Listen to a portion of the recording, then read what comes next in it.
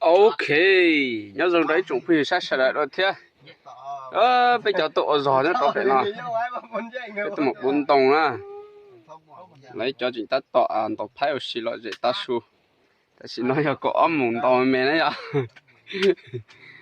Ô, là dễ cực thế nó chán tụi mà cút tia đi thế.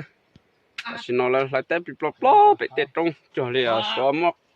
Nã bị trong hơn nữa, ta xin nói là tọt trong mà dùng nó xứ.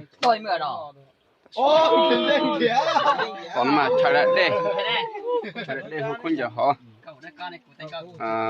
để nó chỉ cho lúc chập bự họ cho lại bể nó rồi mấy lúc chờ lo bể nó chỉ lấy cho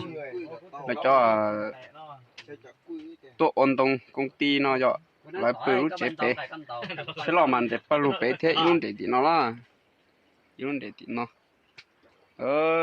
nó phải cho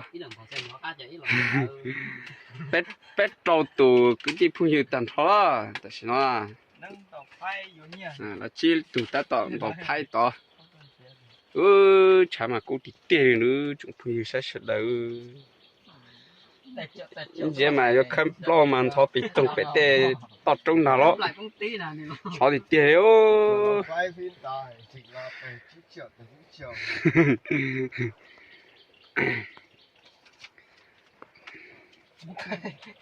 lúc nào giờ nó sẽ ý lúc lịch chín nọ là lịch trâu nọ ấy rồi đây rồi lịch trâu nọ này ok hôm nay bọn tôi đi bốc gỗ ở trên đồi bốc gỗ công ty nhá.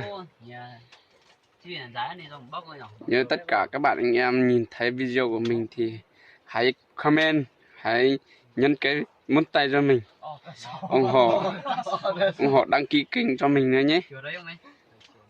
Xin chào tất cả các bạn, hẹn gặp lại video mới nhất của mình. Ok. Nhớ rồi đó chúng tôi sẽ sửa đây cho các chúng tôi sẽ sửa lại cho mình thế mình mà đi bắt bắt các đồ nét đuôi chúng tôi sẽ sửa đây để mà xin chịu đùa video tại chiếc tóc cá đâu nữa.